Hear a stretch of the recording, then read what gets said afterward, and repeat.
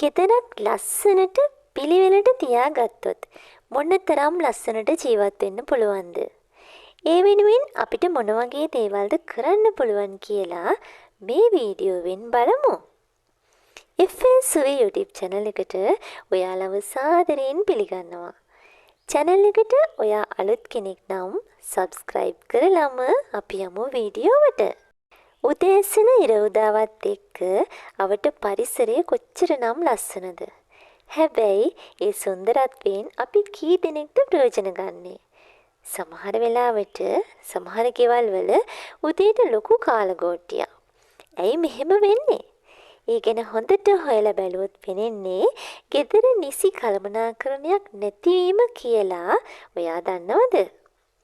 ඒ දේවල් පිළිවෙලක් කරගෙන වැඩකට නැති බඩු ටිකත් ගෙයින් අයින් කරගත්තොත් කොච්චර සැහැල්ලුවෙන් වැඩ කරන්න පුළුවන්ද කියලා මේ දේවල් කරලා බැලුවොත් ඔයාටම තේරෙවි.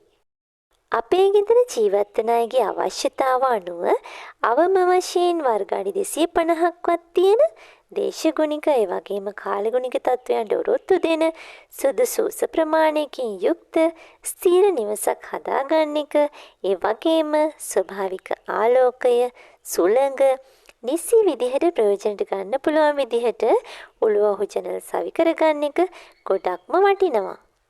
ඉතින් දැනට ජීවත් වෙන ගෙදර මුළු තැන්ගේ පිළිවෙලට අලංකාරව තියාගන්න එක, මුළු තැන්ගේ භාණ්ඩ නම් කරලා අවශ්‍ය තැන්වල ආරක්ෂිතව තියාගන්න එක හරිම වැදගත්. මීයන් කැරපොත්තන් වගේ සත්තු බෝ නොවන විදිහට ඉදුල් තැන්වල නොදමන එක, සත්තුන්ගෙන් ආරක්ෂා වන විදිහට කෑම බීම ඇසිරීම, ගිනි පෙට්ටි භූමි තෙල් වගේ දේවල් පාවිච්චි කරනවා නම් ඒ දේවල් ආහාර තියෙන තැන්වලින් ඉවත් කරලා තියාගන්න එක ගොඩක්ම වටිනවා සහ වැදගත් වෙනවා. තව දෙයක් තමයි නිතරම පාවිච්චිට ගන්න දේවල් ළඟින් තියාගන්න එක. කලාතුරකින් පාවිච්චි කරන දේවල් ටිකක් ඈතින් තියාගන්න එක. පාවිච්චියට ගන්නෙ නැති අනවශ්‍ය දේවල් කියලා හිතෙන ගොඩාක් දේවල් අපි ළඟ තියෙන්න පුළුවන්. ඇඳුම් පැළඳුම්, සපත්තු සෙරෙප්පු, හිස් බෝතල්, පත්තර, විදුලි බුබුලු, විදුලි උපකරණ, රේසර්, දත් පුරුසු, කැටි, උදළු, පිහි, වළම් පිඟාන, කෝප්ප, ඉදල් කොසු, පුටු මේස, වයර්, කුඩ, බෑග්, මේ හැම දෙයක්ම අනවශ්‍යයි කියලා හිතෙනවා නම් හැකි ඉක්මනින් නිවසින් ඉවත් කරන එක ගොඩක්ම වැදගත්. ඒ වගේම තමයි පිහිය, කැත්ත, අලවංගු, උදළු, පොරව මෙන්න මේ දේවල් තැබීමට ස්ථාන වෙන් කර ගන්න එක වගේම ඒවා නැවත එම ස්ථානයේම ගෙනත් තැබීමට පුරුදු වීමත් ගොඩක්ම වැදගත් වෙනවා. සපත්තු, කුඩ, පොත්පත්, පුවත්පත් තැබීමට නිශ්චිත ස්ථාන හඳුනා ගැනීම වගේම ඒවා නම් කර තබා ගැනීමත් වැදගත්. තව දෙයක් තමයි අපේ මුදල් පසුම්බිය, ජංගම දුරකථනය, හැඳුනුම්පත්, රියදුරු බලපත්‍ර මෙවැනි දේවල් තියන්න සුරක්ෂිත ස්ථාන වෙන් කර තබා ගන්න එක. වැදගත්ම දෙයක් තමයි ගෙවල් වල, වාහනවල යතුරු තැබීමට ස්ථානයක් වෙන් කර තබා ගැනීම. පුළුවන් නම් කර තබා ගැනීම. ටෙස්ටර්, කටරඬු, මිටිය, ස්ක්‍රූප්පුනියන් ආදී ආයුධ තැබීමට සුදුසු ස්ථානයක් වෙන් කර තබා ගැනීම. ගෙදර ජීවත් වන අයගේ සියලුම සහතික, ඒ වගේම ලියකියවිලි වෙනම ගොනු කිරීම. අපිට වැදගත් වෙන ඔප්පු, බැංකු පොත්, සමහරක් වෙලාවට නඩු වාර්තා වගේ දේවල් තියෙනවා නම්, අවශ්‍ය වෙයි කියලා හිතෙන රිසිට්පත් තියෙනවා නම් වෙනම ගොනු වල තියාගන්න එක. ඒ වගේම විදුලි බිල්පත්, ජල බිල්පත්, දුරකථන බිල්පත් වෙනම තියාගන්න එකත් හරිම වැදගත්. අපිට පුළුවන්කමක් තියෙනවා නම් කෑම බීම, බේත් හේත්, අධ්‍යාපනය සඳහා ජලය, විදුලිය, දුරකථන ආදී වියදම් බලලා නිවසේ අයවැය දැක්වෙන ලැයිස්තුවක් තියාගන්න ඒක ගොඩාක් වටීවි ඔයාට. තව දෙයක් තමයි අපේ නිදන කාමරය. මතක් කරලා බලන්නකෝ, නිදන කාමරේ හැඩි වුණාම අපේ මනසට, අපේ හිතට සහනයක්, සැහැල්ලුවක් දැනෙනවද කියලා. නෑනේ. හැබැයි පිරිසිදුව පිළිවෙලට නිදන කාමරය සකස් කරගත්තොත් එහෙම අපිට දැනෙන්නේ සුවදායී හැඟීමක්. ඒ වගේම නිදහස් හැඟීමක්.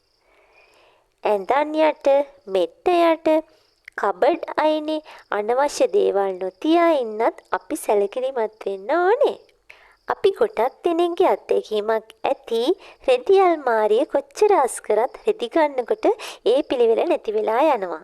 ඒක නිසා සියලුම ඇඳුම් රාක් අණුව වෙන් කරලා පුළුවන් නම් අයිතිකාරයාගේ නමත් එක්ක ලියලා තියාගන්න අපිට පිළිවෙල හදාගන්න අපහසු වෙන්නේ නැති වේවි. කබඩ් අල්මාරි ඒ වගේම මේසවල ලාච්චු පිළිවෙලට තියාගන්න එකත් වැදගත්. පොත් රාක්කේ අවශ්‍ය පොත් විතරක් පිළිවෙලට වෙන් කරලා නම් කරලා තියාගන්න පුළුවන් නම් ඒකත් ගොඩක්ම වැදගත් වෙනවා. අධ්‍යයන කටයුතු වල නිරත වෙන අය නම් තමන්ගේ අධ්‍යයන කාලසටහන, පෞද්ගලික කාලසටහන, දින දර්ශනයන්, ඒ වගේම වැදගත් අධ්‍යාපනික වැකි පින්තූර පමණක් එළවලා තබා ගන්න එක හරිම පිළිවෙලයි. ඒ වගේම තමයි විසිත්ත කාමරය තුල අවශ්‍ය පාවිච්චිට ගන්නේ නැති විසිතුරු භාණ්ඩ ගොඩක් තියාගන්න එකත් එච්චර සුදුසු වෙන්නේ නැහැ.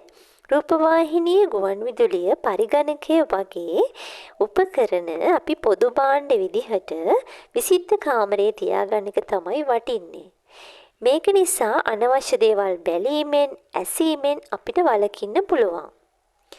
දින දර්ශන, විසිතුරු පින්තූර එක එල්ලයක් වන විදිහට බිත්තිය එල්ලීම තමයි පිළිවෙල වෙන්නේ. පරණ දින දර්ශන, දුර්වර්ණ වෙලා ඉරී ගිය රූප ඉවත් කරන එකත් හරිම වටිනවා. අනවශ්‍ය විසිතුරු භාණ්ඩ කොට ගසා ගන්න එක නම් අපිට එච්චරම පිළිවෙලක් ගෙන දෙන්නේ නැහැ. ආගමික සංකේත, පින්තූර ප්‍රිය කරන වෙනත් පින්තූර අනවශ්‍ය විදිහට විශාල ප්‍රමාණයක් බිත්තිවල එල්ලලා තියෙන එකත් එච්චරම පිළිවෙල ගතියක් අරගෙන ඉන්නේ නැහැ. හැකි හැම වෙලාවකම සියලු දෙනාම එක්ව ආහාර ගන්න සුදුසු ස්ථානයක් සකස් කරගන්න එක නම් ඇත්තටම වටිනවා. වැසි ජලය, අප ජලය බැස යාම සඳහා ක්‍රමානුකූල කාණ පද්ධතියක් සකස් කරගන්න එක, ඒ වගේම ජලනලවල, ටැප්වල කාන්දුවන තැන් පිළිසකර කරගන්න එක ගොඩක්ම වැදගත් වෙනවා. ගෙදරක නම් නිරෝගීකමට ඒ වගේම පවිත්‍රතාවයට හානි නොවන විදිහට තමයි අපි සුරතල් සතුන් ඇති කරන්නට ඕනේ. මේ කියන පිළිවෙල කාරණාවන් එක දවසින් දෙකෙන් අපිට සමහර විට ගොඩනගා ගන්නට බැරි වේවි.